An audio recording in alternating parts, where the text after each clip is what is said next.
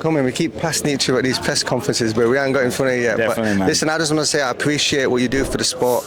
I've been watching for a long while now, and I appreciate what you bring to the sport. We need more people like you that actually understand what they're talking about and just be polite. You know what I mean? you. A lot of the fighters, we're ex-fighters, so a lot of the ex-fighters tell us within the WhatsApp group we built, which is 400 fighters in there, everyone's in there, is that they're getting bored of asking the same questions, hence why a lot of them leave after. So we need people like you, which can open up conversation on the platform. And last week with Daniel, you did very well because he didn't want to speak. Hey, Daniel didn't give me much, I was like, you ain't going to give me much, Daniel. And it's funny because when he won the fight, he was trying to do that thing again. He was trying to end the conversation. Every answer was God bless. And I was like, no, we ain't stopping. You just had the best one of your career. I don't think he's going to... but I want more. You know what it is about Daniel? He's not Fury, he's not Dillian White, he's not Chisora. He can't talk like those guys. But when he says stuff, it kind of means a lot. Because you got a lot of people that just talk. It's just statements from him. So I prefer that. I think that's why I think the fans are getting behind him because, we're not going to get a Fury, but there's something about him that draws you into him. And we've all known someone young like that. Someone in our childhood was a bit like Daniel, and that's okay because when he gets in the ring, he delivers. He'll have Frank to sell the fights for him. He'll have his team to sell the fights for him. He doesn't do no selling, but he delivers. And I prefer someone that can deliver rather than someone that can sell.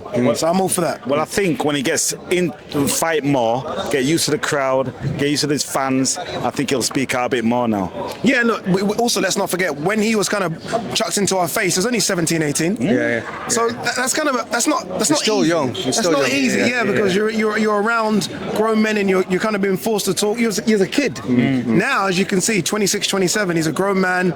He's a bit more confident, and I think the best is to come. I think he's a problem. I honestly think he's a problem. There's two ways to talk. Right? You got the Muhammad Ali way. You got the Mike Tyson way. Mike Tyson in his prime didn't say much. He just did the fighting. That's all he did. You know what I mean? So that's the way Daniel's going to do it. That's the way Daniel's going to do it. At the end of the day, he's a hungry bull, and he's getting more and more confident with each fight. It's not just going in self-confidence; it's going in self-esteem. That's it. Internal confidence, right? And you can see that internal confidence. He stopped questioning himself as much in there. You know what I mean?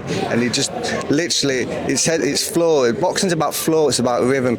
And as soon as that bell rang, he set the rhythm and he never got out of that flow. Never got out of it at all. And but I have to be honest, I was surprised. Let me not pretend, sit back here on the week gone and say, nah, I always knew. I was surprised because he put it on AJ from the beginning. That jab, it was always going to be a battle of the jabs. But it wasn't just the jab. AJ physically normally bullies opponents because he's normally physically just a lot tougher. He bullied AJ. He put the elbow into AJ's neck. He kind of the headbutts, all the dark arts. Look, it's part of boxing. And he did all that. And look, you've got to... the problem with, I think, what we do is when a favourite loses, we like to find out why the favourite lost. Why did he lose? Rather than, Daniel was just good. And give Daniel his plaudits, right? And I just want to give Daniel his plaudits because I think him and the team, Don Charles deserves a lot of credit.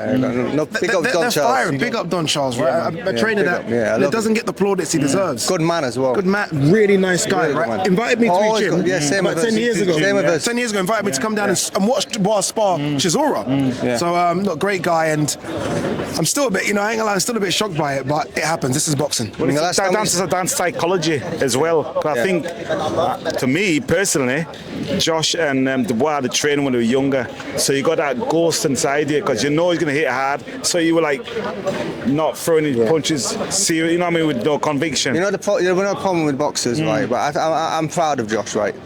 It's Mike Tyson says it. Everyone's got a plan to get hit, right? When you get hit, if you've never boxed, right, you know the game plan's to move forward. But once you took a shot, your body starts to the opposite thing to your mind, dude. You understand what I mean? And Josh, one thing I know about Josh is that he is an overthinker. Sometimes you can study the sport, but sometimes you can maybe overstudy sometimes. Whereas Dubois just goes in there and just wants to fight. Whereas I feel like Josh maybe overstudied, and as soon as he got hit, he almost reverted a bit back to the Josh that we saw that had those struggles against Ruiz, rather than the Josh that we've seen that's on the front foot attacking. He immediately went to the back foot, and he's not a back foot fighter. He's not a counter puncher. He's never been that guy. He's a guy that he does what Dubois did to him. And it's funny because he had his best fight against Vladimir Klitschko when he was 26, 27. And in front of him was like a AJ Klitschko-esque, and he doesn't know how to deal with him. like apart from 10 seconds, that was a whitewash. Like, apart from that 10 seconds in the end of the final round 5, Dubois destroyed AJ. Yeah. We walked through him, and you want no fear. Zero fear. And even when he got clipped, whereas he was, I'm going to fight back because I got clipped, AJ kind of went on the defensive.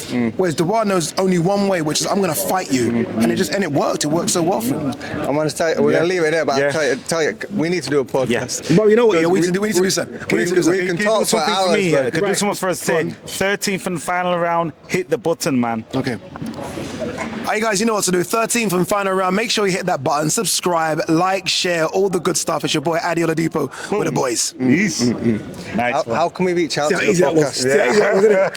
how you get paid the big bucks. Natural. See how you get paid the big bucks. Natural.